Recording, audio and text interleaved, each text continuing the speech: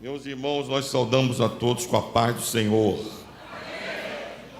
Estamos deveras felizes, alegres por mais esta noite.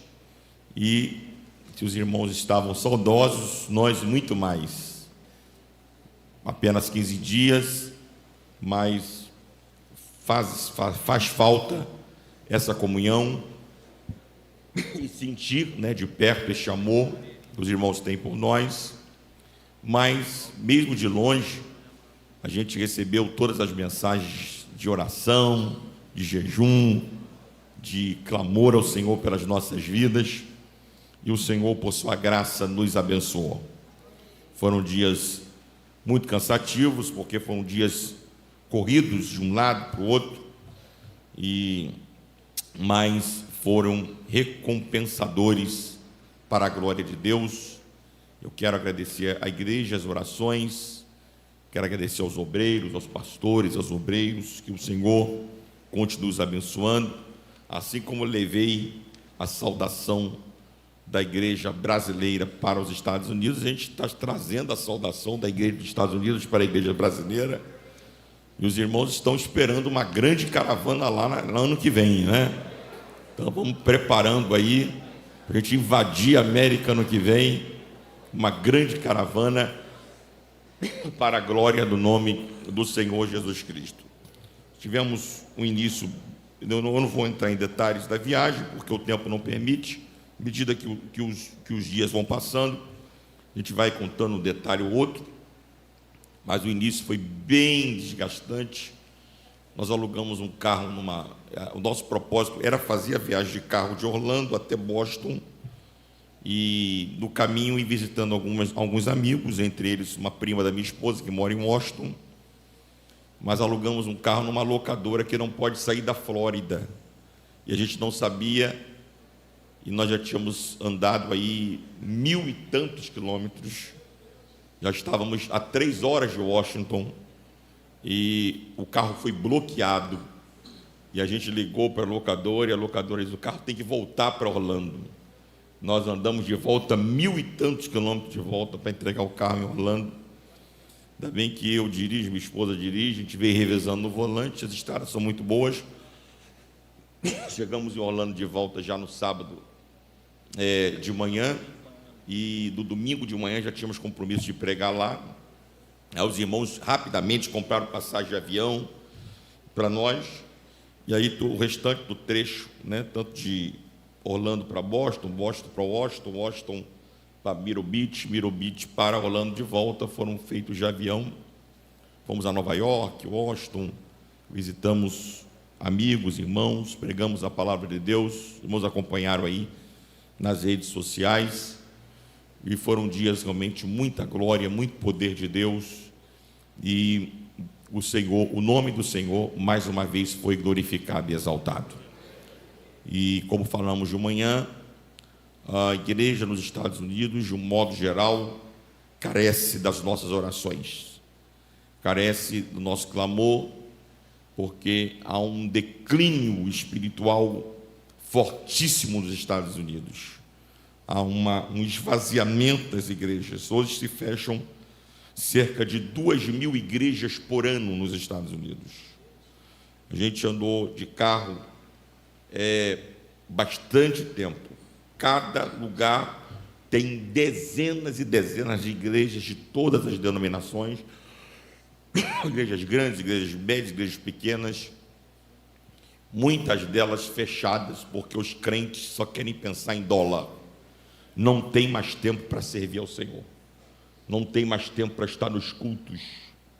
Até mesmo as igrejas brasileiras passam por uma crise muito grande. Os pastores brasileiros sofrem para manter os crentes firmes com Jesus, porque se trabalha muito, se trabalha 10, 12, 14 horas por dia, se trabalha muito, fica-se muito cansado, e por isso é uma das desculpas que se usa para não ter tempo de estar na igreja, para não ter tempo de servir ao Senhor.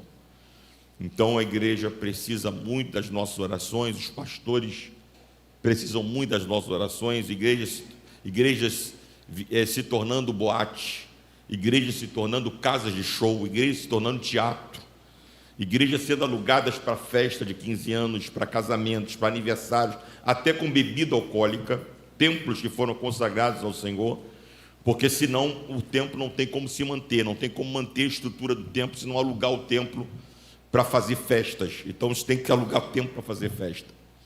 Então a situação é muito triste, é muito caótica. Vocês veem megas igrejas, que são as churches, né? Essas igrejas mais no modelo moderno, em cada cidade grande tem essas igrejas, até igrejas grandes, mas desse mesmo modelo. As pessoas sem compromisso vão à igreja uma vez por semana, uma hora e meia de culto no máximo, né? Para diminuir um pouco o peso da consciência. Então, irmãos, que nós possamos manter a chama do Evangelho acesa na nossa nação, porque essa frieza, ela destruiu a igreja na Europa, ela tem abatido a igreja nos Estados Unidos, e essa frieza espiritual está vindo para a nossa nação, está vindo para o nosso país.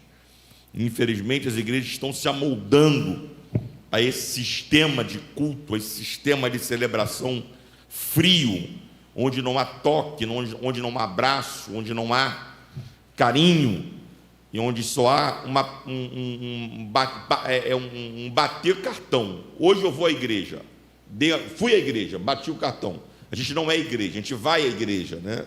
Então, isso tem tentado atingir a igreja brasileira. Mas nós clamamos pelo sangue de Jesus, e do que depender de nós, nós vamos lutar para que isso não aconteça conosco, né?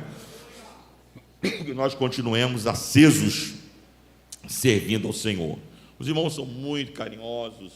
A gente foi com uma malinha de mão, uma mochila, cada um, mas voltamos com 2 malas de 23 quilos, desse tamanho, irmão, só de doação, né? A maioria é doação. Esse blazer aqui eu ganhei, irmãos. O blazer não fala português, não, só fala americano esse blazer. Então, doação, né? Encontramos lá a Bárbara, o Alexandre, filho lá da nossa querida irmã Regina. Meu irmão, eu tive que proibir o Alexandre e a Bárbara, porque eles queriam comprar terno, sapato e roupa e não sei o que. Eu falei, não, pelo amor de Deus, não tem nem como levar isso. Só Jesus na causa. Mas é um hábito, é a cultura, né? É a cultura deles de fazer isso.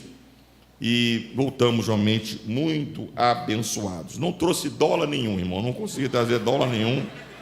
Que eu ganhei de oferta, gastei tudo trazendo presente e lembrança para a família. Mas, glória a Deus, o nome do Senhor foi glorificado. Infelizmente, muitos pastores, muitos profetas, né, vão para lá, dão um mau testemunho, vão aqui na CPAD, compram uma Bíblia a R$80, chegam lá, vendem a $150 e levam 2 malas de Bíblia e vendem tudo. Livros que custam R$30, R$40 vendem a $200 e vendem tudo, porque $200 para mim é muito dinheiro, para eles não é nada, né? Uma house clean, que é uma irmã que trabalha com limpeza de casa, ela ganha $200 por dia. Então, para eles não é nada. Né? Então, vendem mesmo, vendem Bíblia, vendem livro, vendem gravata, vendem tudo. Graças a Deus eu não sei nem vender, irmãos, eu não sei nem vender. Só sei pregar o Evangelho, né? Mas o Senhor tem tido misericórdia e tem nos abençoado. Muito bem, vamos abrir a palavra do Senhor na carta de Paulo aos Efésios, capítulo 1.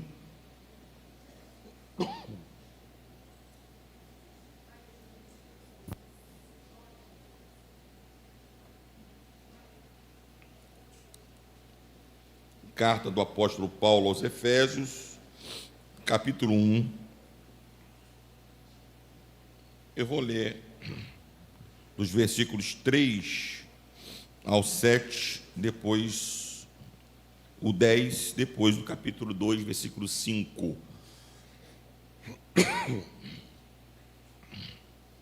Bendito Deus e Pai de nosso Senhor Jesus Cristo, o qual nos abençoou com todas as bênçãos espirituais nos lugares celestiais em Cristo. Repita comigo, por gentileza, essa expressão, em Cristo. Versículo 4. Como também nos elegeu nele, diga, nos elegeu nele. Como também nos elegeu nele antes da fundação do mundo, para que fôssemos santos e irrepreensíveis diante dele em amor. Versículo 5. E nos predestinou para filhos de adoção por Jesus Cristo, diga, por Jesus Cristo, para si mesmo, segundo o beneplácito da sua vontade. Versículo 6. Para louvor e glória da sua graça, pelo qual nos fez agradáveis a si no amado. Diga, a si no amado. Versículo 7. Em quem temos a redenção pelo seu sangue, diga, pelo seu sangue, a remissão das ofensas segundo as riquezas da sua graça. Diga, da sua graça. Versículo 10. De tornar a congregar em Cristo, diga, em Cristo, todas as coisas da dispensação da plenitude dos tempos, tanto que estão nos céus como as que estão na terra. Capítulo 2, versículo 5. Meu Deus. Estando nós ainda mortos em nossas ofensas, nos vivificou juntamente com Cristo. Diga comigo, com Cristo. Pela graça sois salvos. Quantos glorificam ao Senhor pela sua palavra? O Espírito do Senhor que a inspirou possa aplicá-la com poder e graça aos nossos corações. Podemos nos assentar. Em nome de Jesus, peço, irmãos, perdão pela voz. Ficamos muito frio. Depois calor, ar-condicionado, quente. Só Jesus. Eu quero esta noite procurar em atenção aos batizandos, em atenção aos novos membros da nossa igreja, que nós recebemos com tanta alegria, com tanto carinho, de forma resumida, tratar de uma das mais fortes doutrinas bíblicas, que é a doutrina da união com Cristo. A doutrina da união com Cristo. A união com Cristo, ela é a identificação, como nós ouvimos hoje pela manhã, através do pastor José Derivaldo, ela é a incorporação e participação do crente na vida de Cristo. É por isso que eu fiz questão de enfatizar nos versículos que nós lemos as expressões em Cristo, por Cristo, nele, com ele, porque estas expressões em Cristo, por Cristo, nele, com ele, por ele, estas expressões, elas são o pano de fundo, o arcabouço teológico, bíblico, para a doutrina da união com Cristo. É óbvio que esta doutrina não é novidade, mas nos últimos tempos ela tem sido mais enfatizada, pelo menos nas igrejas que têm uma prioridade nos princípios da palavra de Deus. Não é uma doutrina que está presente somente no Novo Testamento, é uma doutrina que nasce no Antigo Testamento, mas que no Novo Testamento ela se desenvolve de uma forma mais plena, até porque nós no Novo Testamento temos a plenitude dos tempos, ou seja, aquilo que era promessa no Antigo Testamento se cumpre no Novo Testamento. Aquilo que havia sido prometido no Antigo Testamento para Israel e para a igreja, e eu quero que os irmãos façam bem esta separação. Há uma corrente teológica que entende que a igreja é uma continuidade da história do povo de Israel. A igreja não é uma continuidade da história do povo de Israel. A igreja não nasceu porque Israel negou a Cristo. Não. O plano de Deus para a igreja já tinha sido traçado antes da fundação do mundo. Até porque o Cordeiro foi morto antes da fundação do mundo. Então, há uma história de Israel, há uma história da igreja. Então, no Antigo Testamento, já há o que nós chamamos de tipo, na linguagem da tipologia bíblica, que é uma das áreas da hermenêutica. Na linguagem da tipologia bíblica, você tem a igreja já presente no Antigo Testamento. Mas no Novo Testamento, a igreja, ela de fato acontece, ela de fato é inaugurada, porque chegamos à plenitude dos tempos e Jesus, ele se manifestou. Remédio ou antialérgico? Vai fazer bem, doutor? O médico está ali. Se eu dormir, se eu tomar e dormir, que antialérgico dá sono. Mandaram experimentar antes. Depois que eu tomo. Vamos lá. Então,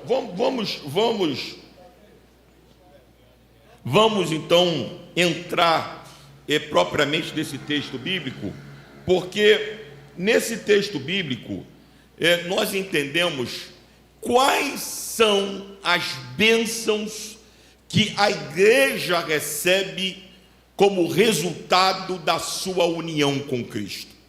Eu vou repetir, e eu queria que isso ficasse muito gravado no coração e na mente de vocês que passaram pelas águas nesta manhã, e de toda a igreja aqui presente, e quem sabe alguém que está aqui entre nós, que ainda não tem esta bênção. Hoje é noite de você receber esta bênção no teu coração.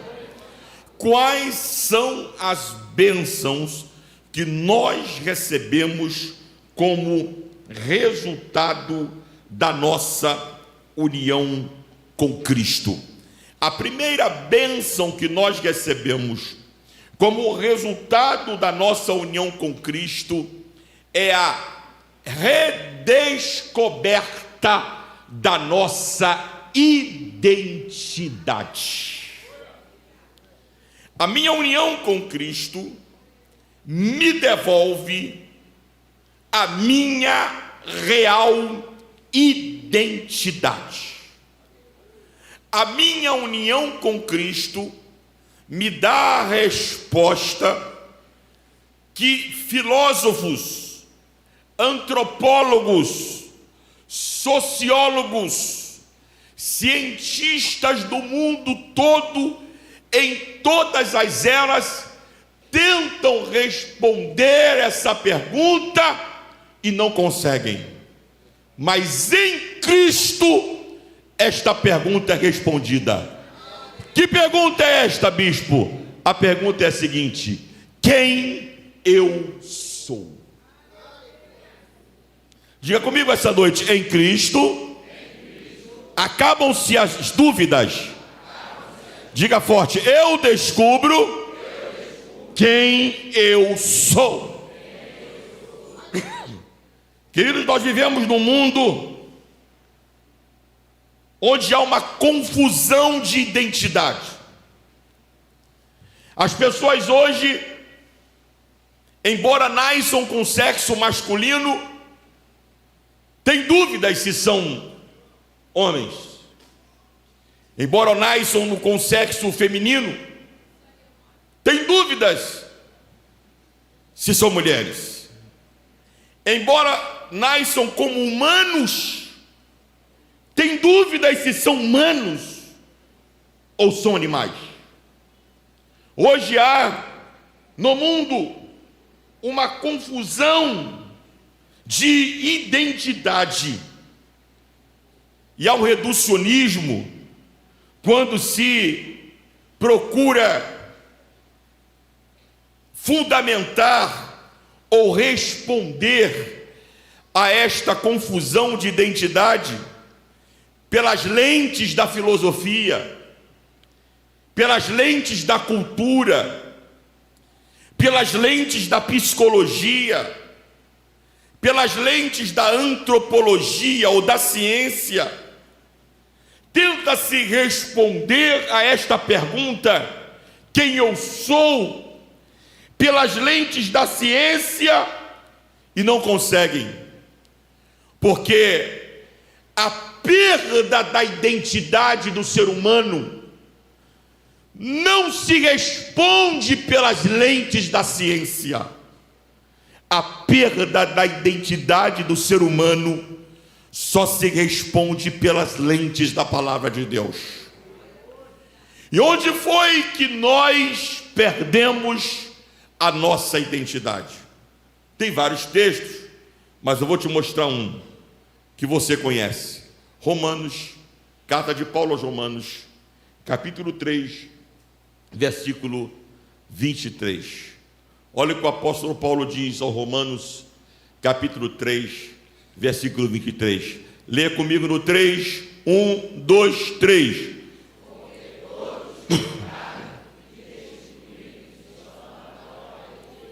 Porque alguns pecaram. Porque todos pecaram. E destituídos, diga comigo, destituídos. Diga mais uma vez, destituídos. Estão da glória de Deus. Quando os nossos pais pecaram, toda a humanidade pecou, desde Adão até a última criança que vai nascer no minuto anterior ao toque da trombeta. Todos pecaram. O pecado atingiu a todos.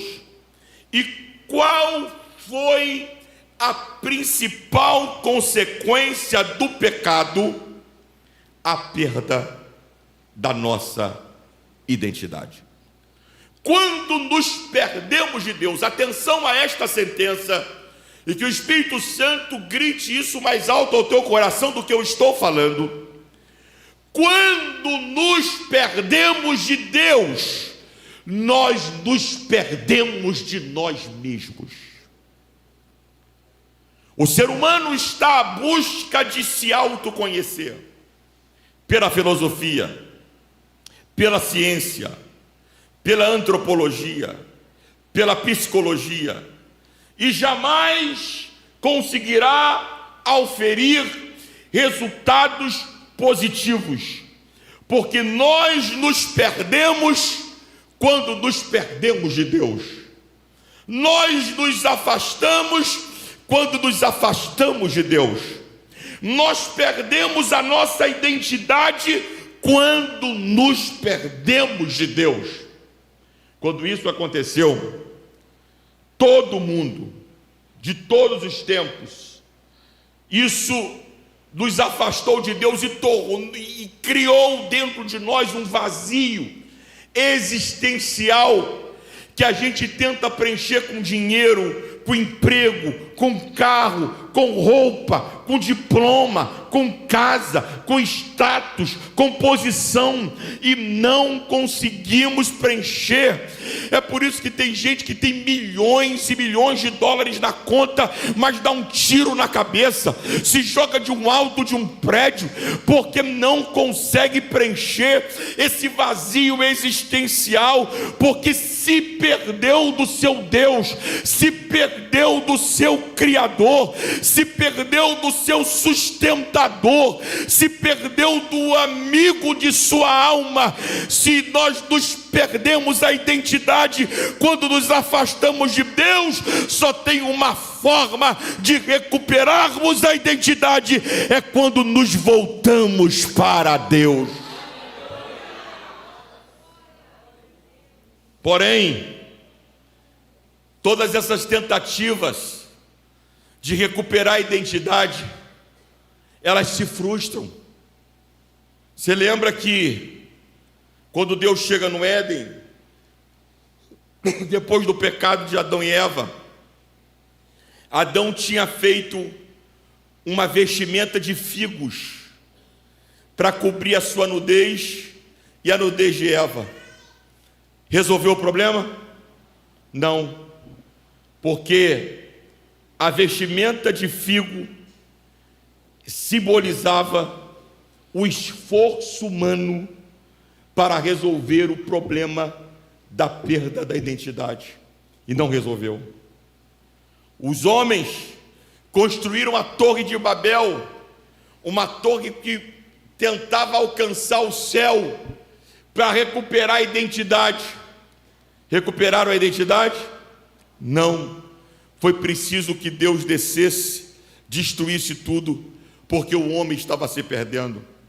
E no decorrer da história bíblica, você verá várias e várias vezes os homens tentando recuperar a sua identidade com o seu próprio esforço e não logrando êxito, porque não se recupera a identidade com esforço próprio. Leia comigo mais um texto, Romanos capítulo 3, o mesmo capítulo 3 que lemos, versículos 10. Olha o que diz lá o versículo 10. Olha a nossa história, olha aí o nosso extrato, como está escrito: não há um justo, nenhum sequer. Versículo 11: não há ninguém que entenda, não há ninguém que busque a Deus.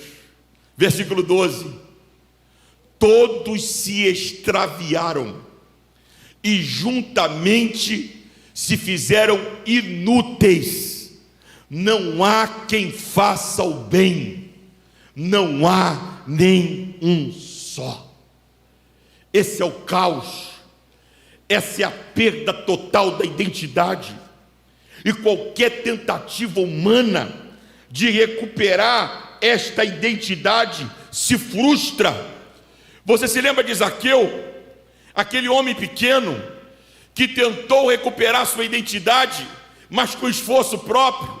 Como é que ele fez? Subiu em uma figueira brava.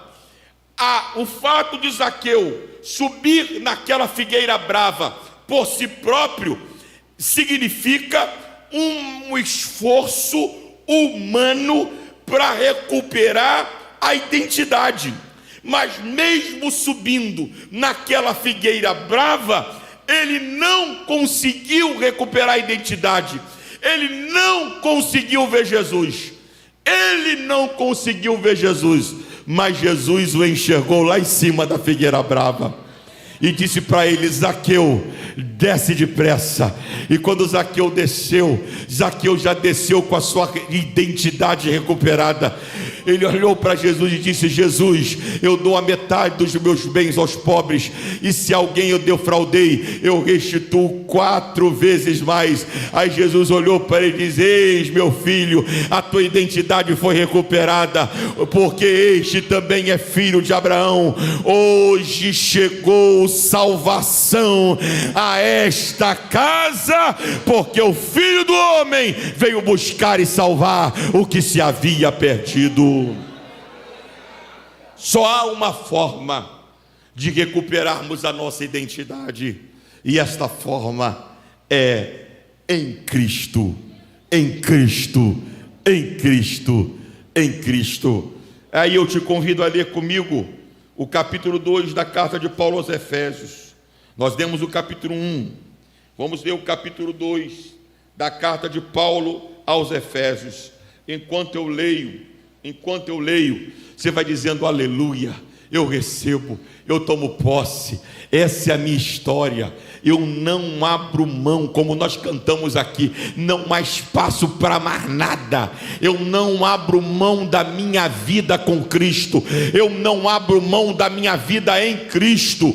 Efésios capítulo 2, nós vamos ler do 1 ao 6. Enquanto eu leio, você vai glorificando a Deus, vai dizendo: eu tomo posse, eu recebo. E ao final, você dá a maior glória que você já deu essa noite. Olha o que o apóstolo Paulo diz: e vos vivificou, estando vós mortos em vossas ofensas e pecados. 2, em que noutro tempo andaste, quando você perdeu a sua identidade, era assim que nós andávamos, segundo o curso desse mundo, segundo o príncipe das potestades do ar, do espírito que agora opera, dos filhos da desobediência. 3, entre os quais todos nós também antes andávamos. Olha como é que nós andávamos: nos desejos da nossa carne, fazendo a vontade da carne e dos pensamentos, e éramos por natureza filhos da ira, como os outros também. Versículo 4, aí a tua identidade foi recuperada. Eu quero ver quem vai dar o maior glória.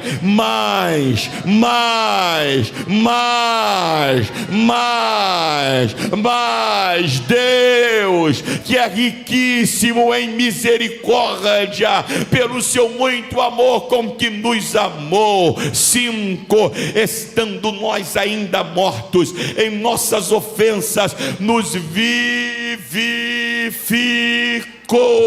juntamente com Cristo, pela graça sois salvos. Versículo 6, e nos ressuscitou juntamente com Ele e nos fez assentar nos lugares celestiais em Cristo Jesus.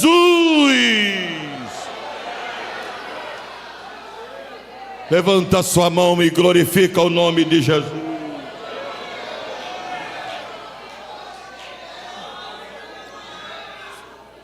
Remanto recalabaceia.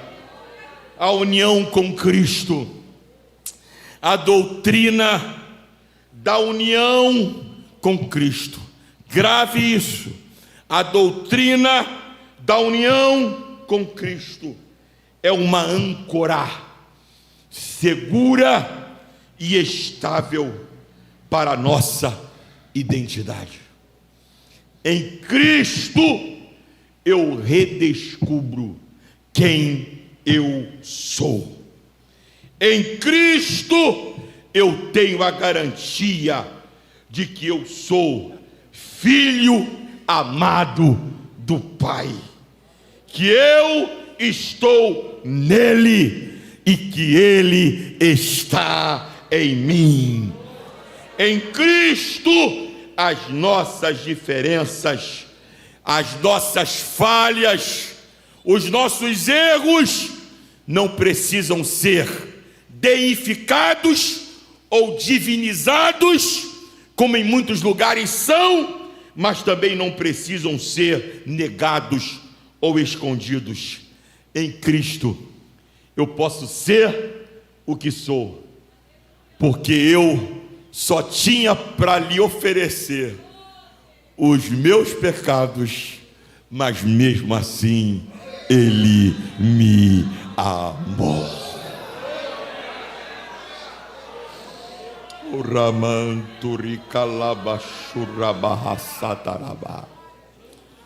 Nossa identidade foi restaurada em Cristo. A segunda pergunta que a doutrina da união com Cristo responde é a seguinte: a quem eu pertenço? Ou de quem eu sou? Pergunte isso ao teu vizinho: você pertence a quem? Pergunte mais forte para quem está do outro lado: de quem você é?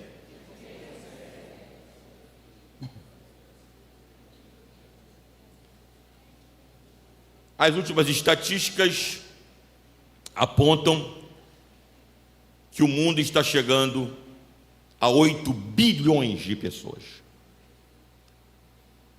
Megacidades. Megacidades.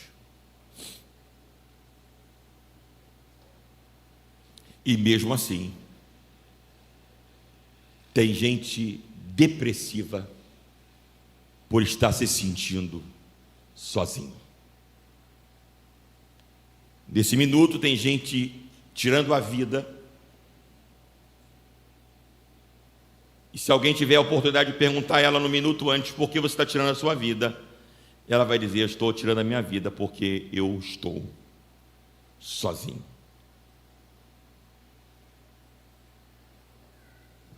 As pessoas estão desanimadas, solitárias, ansiosas, sofrendo diversas crises psicossomáticas, emocionais. Há um espírito de individualismo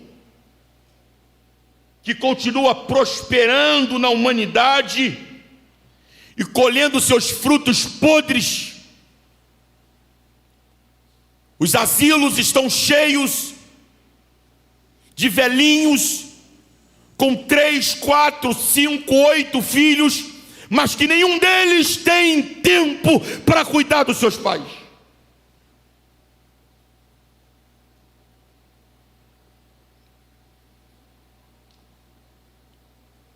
Pessoas estão jogadas na rua, debaixo dos viadutos, nas esquinas, lançadas às drogas, membros de famílias enormes, mas que ninguém tem tempo de cuidar, porque só temos tempo de cuidar da nossa própria vida.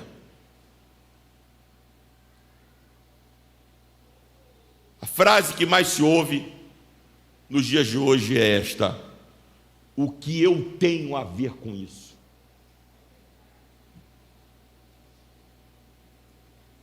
Porém, nós não fomos criados para vivermos em solidão. Quando Deus cria o homem, Deus olha para o homem, e essa percepção não foi humana, essa percepção foi divina. A sentença não foi humana, a sentença foi divina. E se a sentença foi divina, ela tem 100% de realidade. Deus olha para Adão e diz para Adão: não é bom que o homem esteja só. Todas as vezes que você ouvir ou ler um texto bíblico em que sai da boca de Deus a expressão não é bom, ou a expressão é bom, não é que o que vai ser dito após é uma opção, é uma determinação. Vou citar um exemplo, Salmo 133. Ó quão bom e quão suave é que os irmãos... Quando eu digo assim, é bom que você faça isso, quando você ouve isso de mim, se você ouvir isso de mim, é bom que você faça isso, você pode considerar fazer ou não. Porque se eu disser para você é bom, é porque se você não fizer não vai ser tão ruim assim.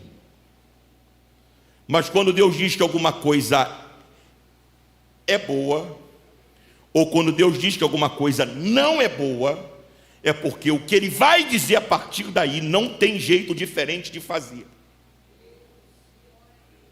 Então, quando Deus disse assim, não é bom que um homem esteja só, isso não é uma opção, é um fato. Ah, bispo, o senhor quer dizer então que se eu não me casar, eu estou em desobediência? Estar junto não é só estar casado.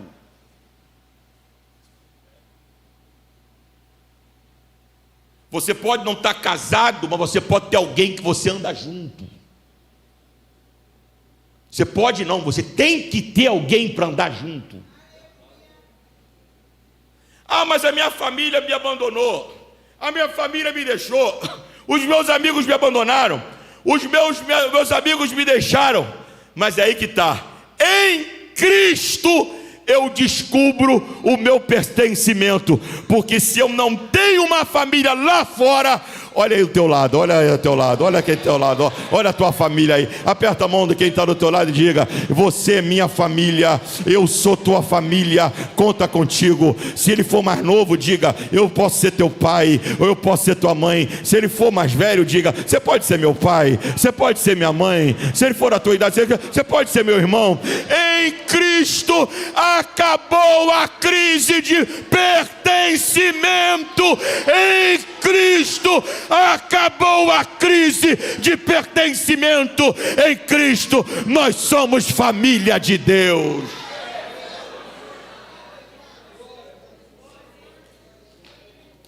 Por isso que a doutrina da união com Cristo, eu vou dizer isso, depois eu vou pedir você repetir comigo. Quem está anotando, anote, para que isso fique gravado no teu coração. A doutrina da união com Cristo envolve perdão, comunhão, absolvição, adoção, justiça e relacionamento. Levanta sua mão direita comigo, mais alto que você puder, se você tocar no teto, toque e diga isso para o diabo ouvir lá no cotoco do inferno que ele está. Porque aqui dentro ele não está, mas lá no cotoco do inferno ele está. Ele vai ouvir, ele vai ficar tiririca da vida. Mas nós já recebemos em Cristo Jesus. Diga, a doutrina da união com Cristo me deu perdão, comunhão, absolvição, adoção, justiça. Agora aperta a mão, está do teu lado, aperta a mão dele até ele dar glória, até ele dar glória. Aperta a mão dele até ele dar glória. E dá um grito forte. Relacionamento.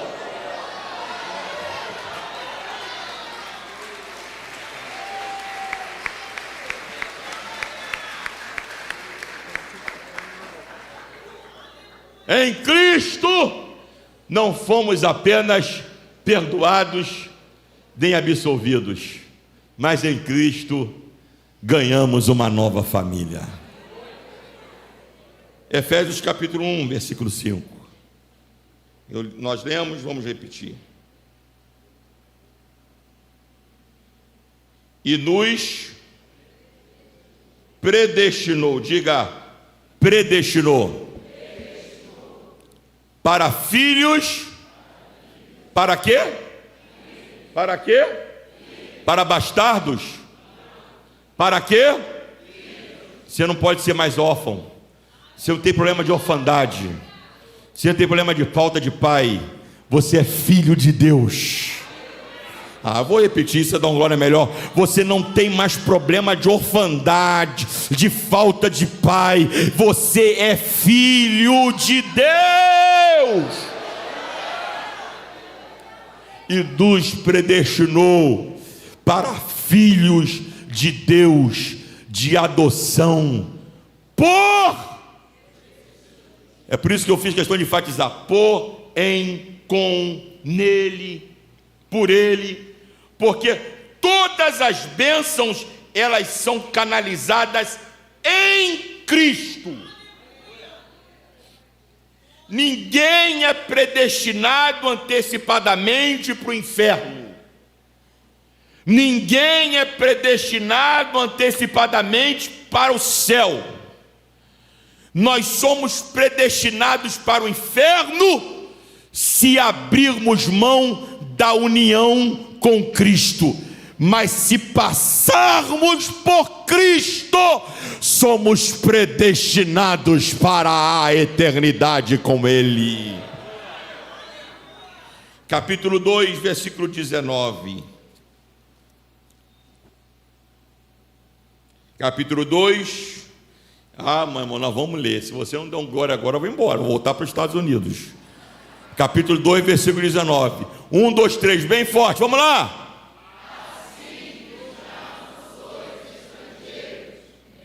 Só um minutinho. Tem palavras do texto que elas precisam ser entendidas. Assim que.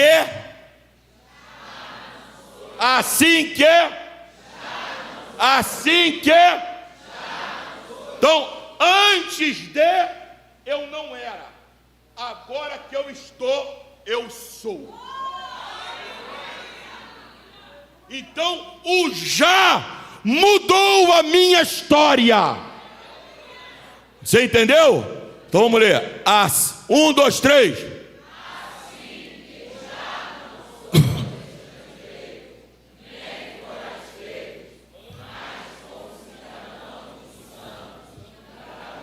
Foi muito fraco para uma verdade tão forte.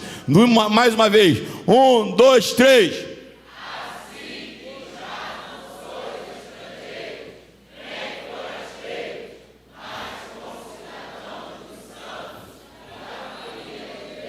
Ou seja, eu e você pertencemos à família de Deus.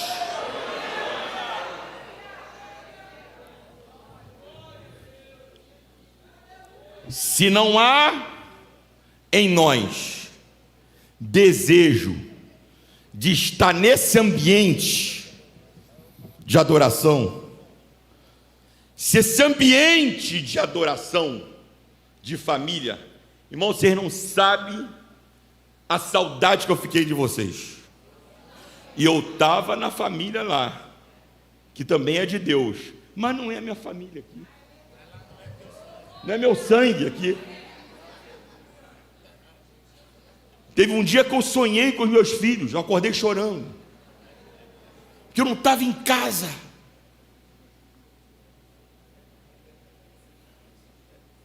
E eu estou acostumado a viajar, eu viajo todo mês. Então, se você não tem o desejo de estar aqui nesse ambiente de culto, seja uma vez, 2 vezes, 3 vezes por semana, seja de manhã, seja de tarde, seja de noite, se isso não te empolga, como nós ouvimos hoje de manhã do pastor Derivaldo, se isso não te empolga, se isso não enche a tua alma, se isso não enche o teu coração, se isso não te enche de gozo, tem alguma coisa errada com você.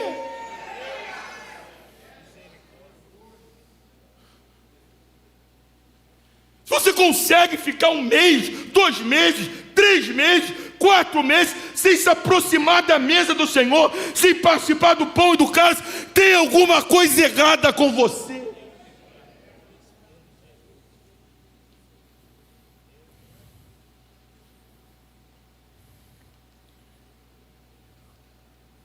Porque a união com Cristo devolve a minha identidade, mas a união com Cristo também devolve o meu pertencimento.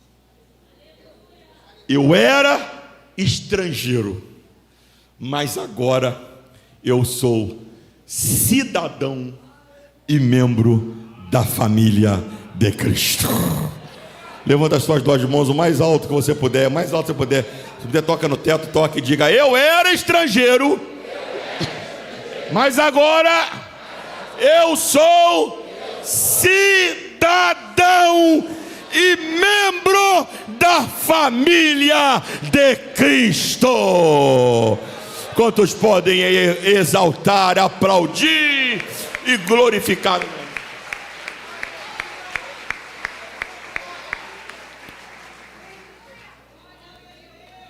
Dentro das minhas considerações, é claro que tem muito mais, não me acho nem perto de exaurir um tema tão profundo, mas nesses versículos que nós lemos, dentro das minhas considerações, há uma terceira e última pergunta, que a doutrina da união com Cristo responde. A primeira é quem eu sou. A segunda é a quem eu pertenço. E a terceira, qual é o meu propósito?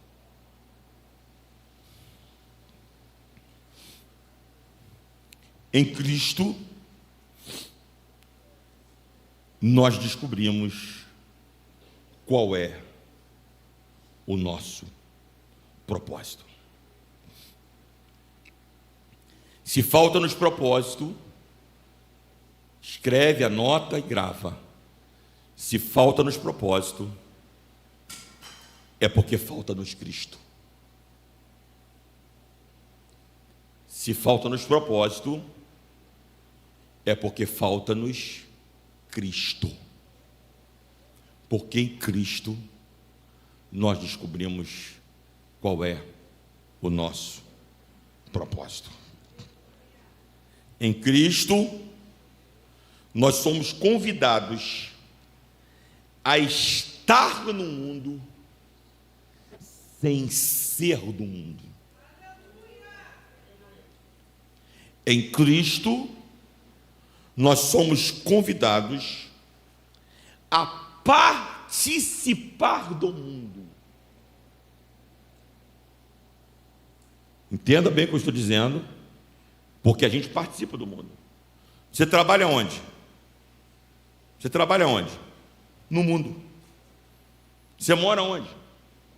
No mundo. Você estuda onde? No mundo.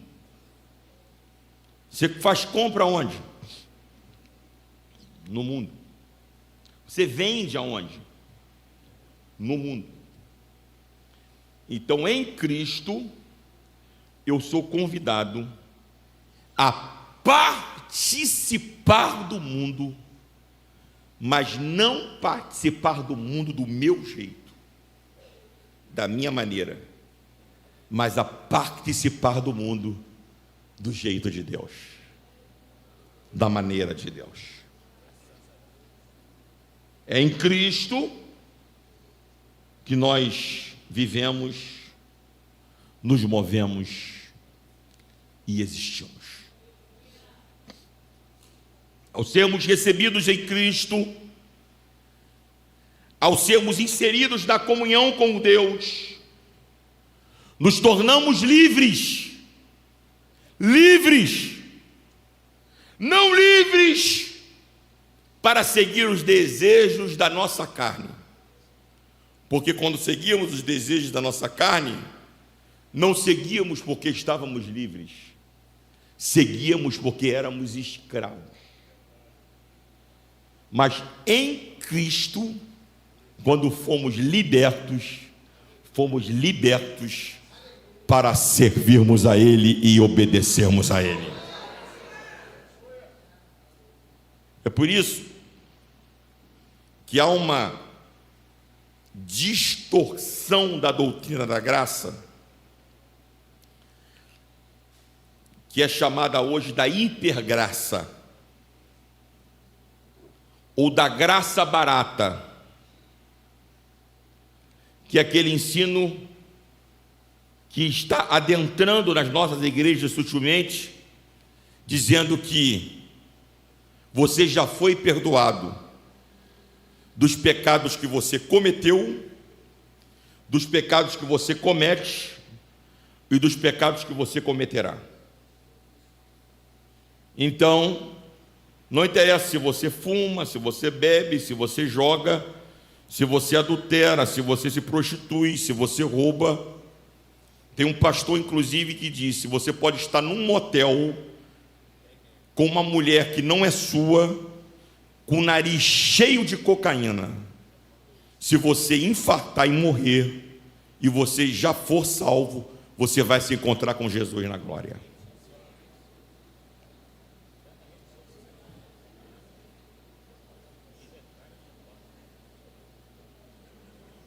Essa é a doutrina da hipergraça, ou da graça barata, como nós chamamos.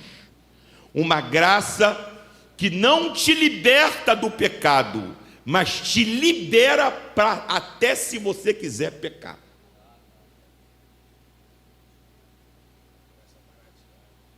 Não faz parte da doutrina da união com Cristo. Porque a doutrina da união com Cristo, ela me dá um novo propósito de vida. Tem muitos textos, eu quero hoje ser bem sucinto, porque eu quero receber os nossos irmãos. Romanos capítulo 6, versículo 1.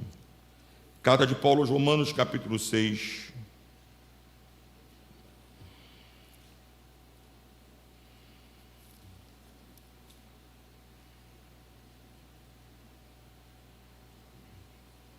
Versículo 1. Esse pessoal parece que rasgou o capítulo 6 de Romanos da Bíblia deles. Rasgaram, pastor João Luiz, rasgaram esse capítulo. Olha o que Paulo diz, versículo 1, capítulo 6. Achou aí? Que diremos, pois? Permaneceremos no pecado para que a graça abunde?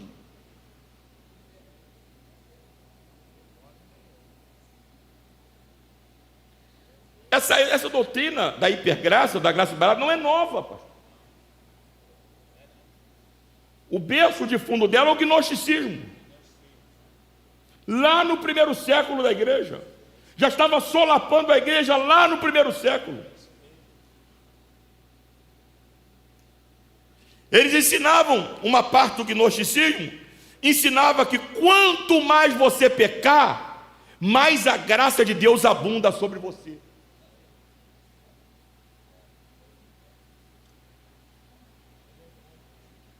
Ou seja, quer ter mais graça, peque mais.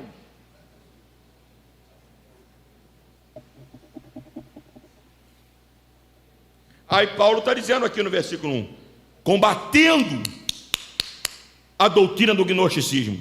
Que diremos, pois? Permaneceremos no pecado para que a graça abunde? Versículo 2. Qual é a resposta? De modo nenhum. Nós que estamos mortos para o pecado, como viveremos ainda nele? 3.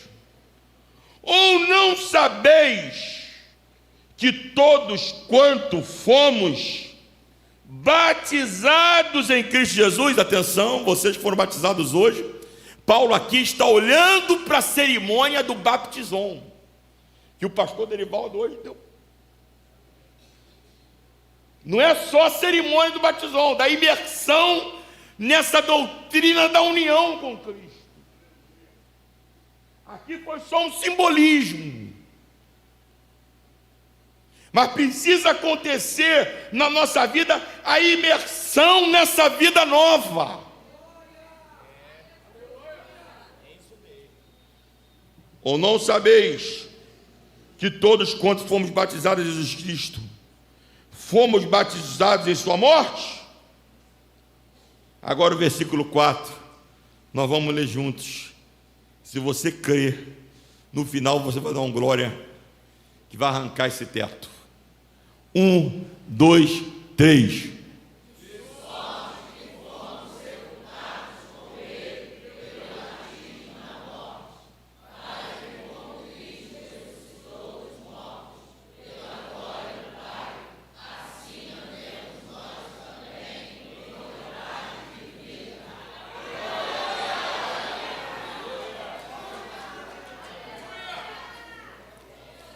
Fomos sepultados com ele pelo batismo na morte, para que, como Cristo foi ressuscitado dentre os mortos pela glória do Pai, assim andemos nós também em novidade de vida. Quem mentia não mente mais, quem roubava não rouba mais, quem adultera não adultera mais, quem se prostituía não se prostitui mais, quem jogava não joga mais. Assim vivemos em novidade de vida. Nós descobrimos em Cristo o nosso propósito. Último texto, volta aos Efésios capítulo 2, versículos 8, 9 e 10. Efésios capítulo 2, Efésios capítulo 2, versículos 8, 9 e 10. Porque pela graça sois salvos, por meio da fé. E isso não vem de vós, é dom de Deus. 9. Não vem das obras, para que ninguém se glorie. Não é meu nome, não é meu sobrenome, nem é porque meus tataravós eram crentes, meus bisavós eram crentes, meus avós eram crentes, meus pais eram crentes. Não são as obras. Versículo 10. Toma posse dessa palavra e eu termino. Porque somos feitura sua, criados em Cristo Jesus, para as boas obras. Atenção, eu vou fazer um adendo aqui, para você glorificar a Deus. Eu não fui salvo pelas obras, mas eu fui salvo para as obras.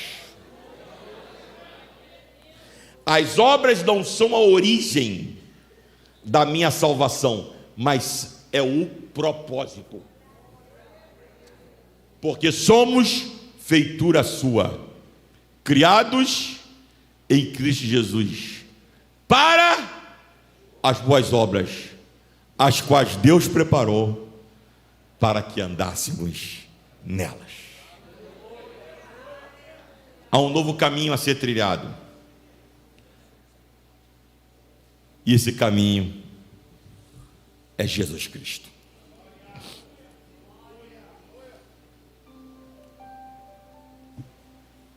Em Cristo eu descubro quem eu sou. Em Cristo eu descubro a quem eu pertenço. Em Cristo eu descubro qual é o meu propósito. Fique de pé no nome de Jesus.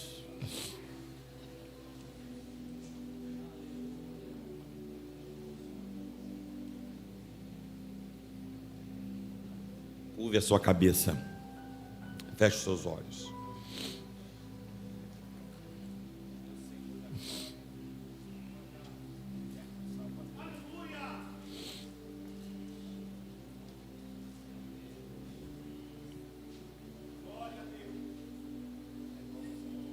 Dá um dó para mim, dó.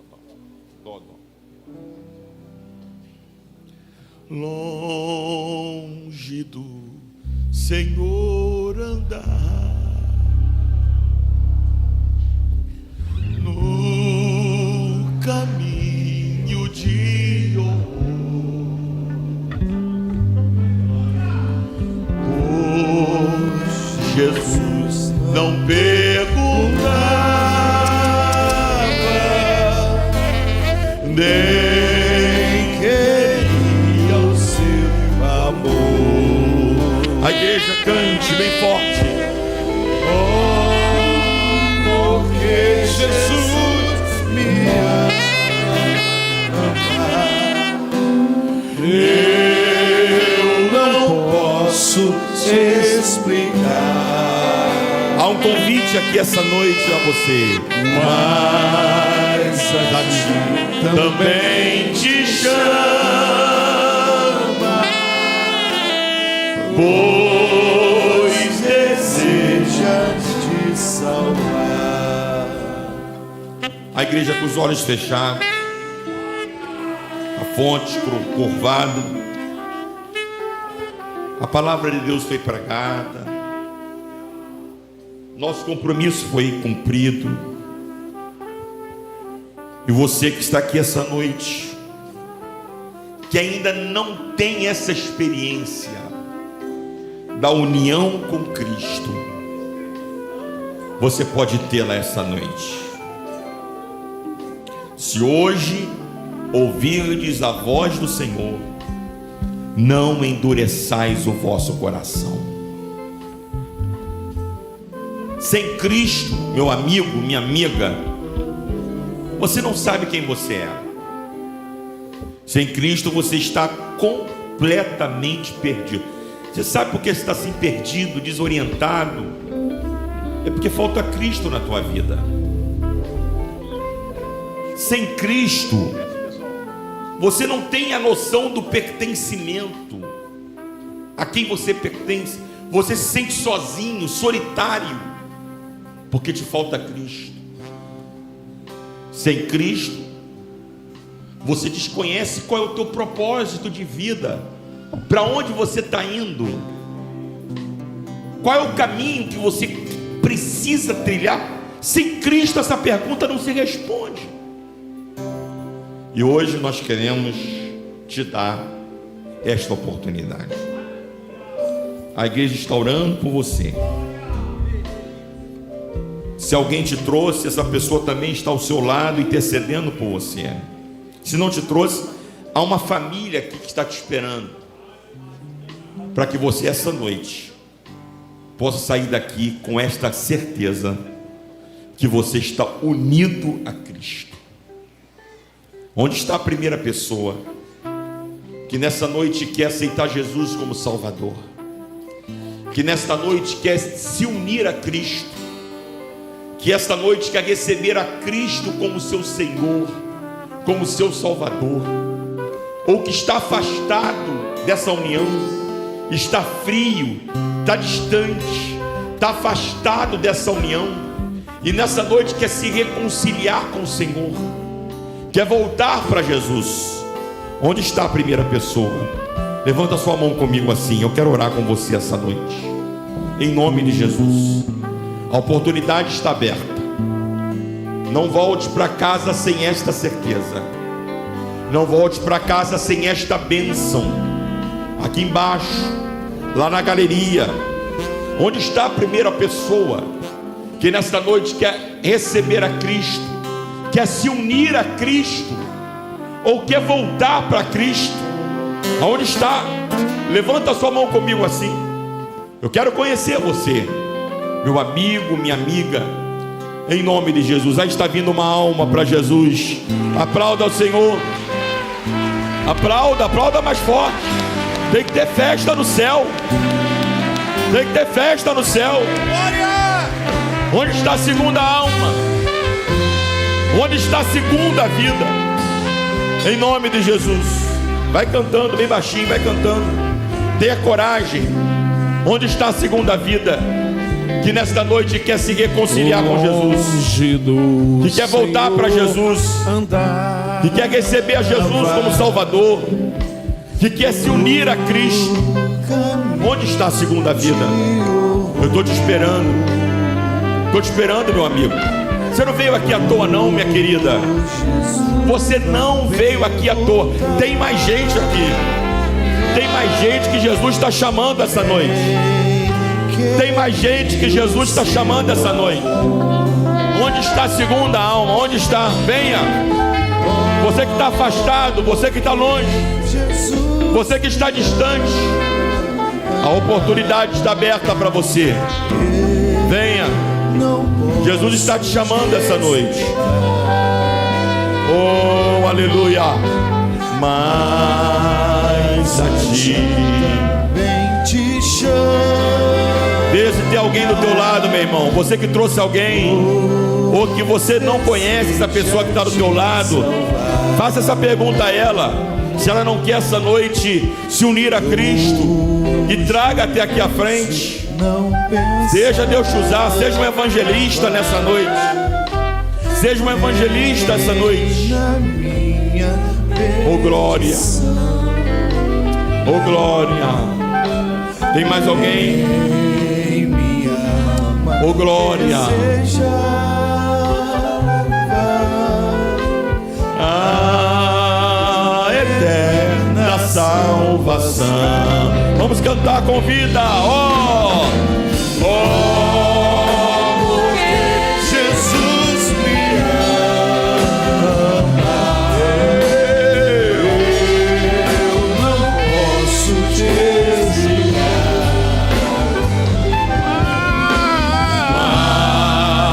Aleluia. Também te chama, pois deseja te salvar. evangelista Alex, por favor, impõe as mãos sobre o nosso irmão aqui.